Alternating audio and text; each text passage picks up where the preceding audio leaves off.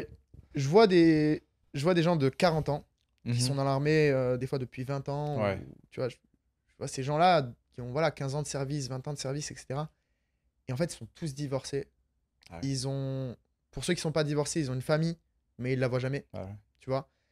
Et je me dis, on n'est pas mal payé, ça va. Je gagne à peu près, pour quelqu'un qui est salarié, je gagnais 2 000 € donc, par mois, nourri, logé, blanchi, donc Hmm. ça va. Euh, En mission, tu gagnes 4 000 € par mois à peu près, donc ça, c'est intéressant, tu vois. Hmm.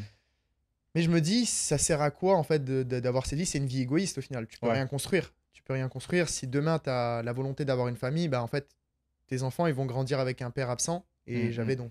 j'avais l'exemple de mon binôme à l'armée qui avait grandi comme ça avec un père militaire qui était jamais Ah là. ouais, ok.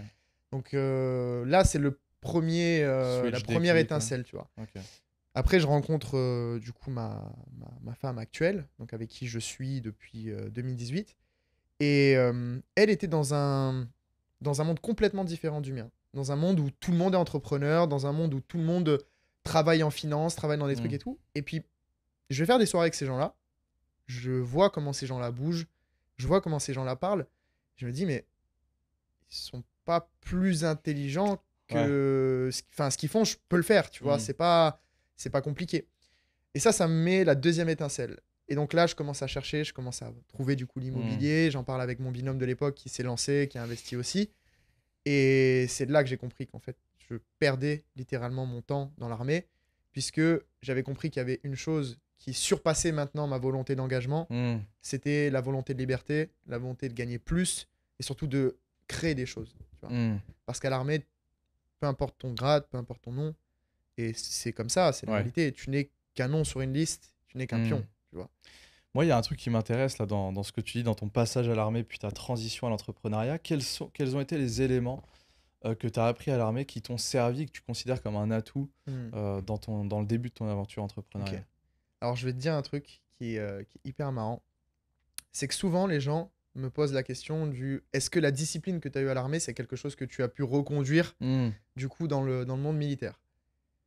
Très honnêtement, je dirais que non, parce que beaucoup de personnes que je vois se reconvertir du coup de l'armée au salariat ou même de l'armée à d'autres corps de métier, même dans la fonction publique, etc., sont, comment dire, dégoûtés de la discipline. Dans Hmm. un sens où à l'armée, parfois, tu fais tellement preuve de discipline, mais de manière bête et méchante. Ouais, c'est qu'il n'y a pas de sens en fait Voilà. Des pour fois, en toi. fait, on te pousse à faire preuve de discipline, mais sans aucune raison valable. Tu Hmm. vois, j'aime bien prendre un exemple très simple, qui est d'une fois, je me suis fait pourrir parce qu'il y avait 500 mètres à marcher avec des caisses qui étaient hyper lourdes. C'est des caisses qui faisaient 50 kilos, et Ah ouais. donc c'était super lourd. Et on nous avait donné l'ordre de prendre ces caisses et de marcher 500 mètres pour aller les apporter à l'armurerie. Et voilà. J'ai dit, bon, on va pas marcher. J'ai été prendre un véhicule, donc un 4x4 de l'armée, j'ai foutu les caisses dedans, et je me suis fait pourrir. Parce que j'ai pas respecté l'ordre. J'ai pas Ouais. respecté l'ordre qui était de prendre la caisse et de marcher jusqu'au bout. Et en fait, des fois, c'est tellement bête et méchant. C'est tellement, en fait, c'est logique. Si tu peux le Ouais. faire avec une voiture, pourquoi tu vas le faire à pied, tu Ouais. vois? Ouais. C'est tellement bête et méchant qu'en fait, la discipline, quand tu sors de l'armée, tu es content de pouvoir en fait Avoir de la réfléchir, tu flexibilité vois. et ouais, Ça, ce réfléchir. qui était bien, c'est que dans les forces spéciales, tu es beaucoup plus flexible.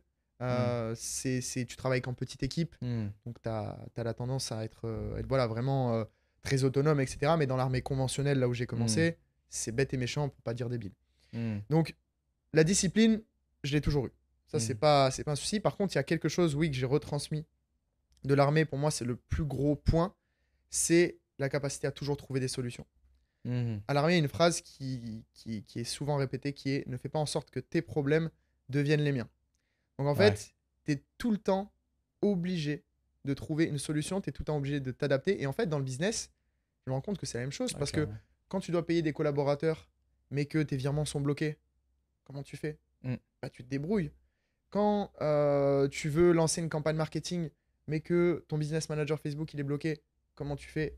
Bah, tu te débrouilles. Hmm. Et en Hmm. Hmm. fait, c'est plus ce fait de. Et je le vois par rapport à Hmm. d'autres entrepreneurs que je côtoie, etc. C'est que j'arrête pas tant que la mission n'est pas terminée, Hmm. tout simplement. Résultat ou Voilà. excuse. J'irai jusqu'au bout, quitte à ce que. C'est soit vraiment je me casse la gueule et je Ouais. perds beaucoup, soit j'y arrive. Mais il Mmh. y a pas d'entre-deux.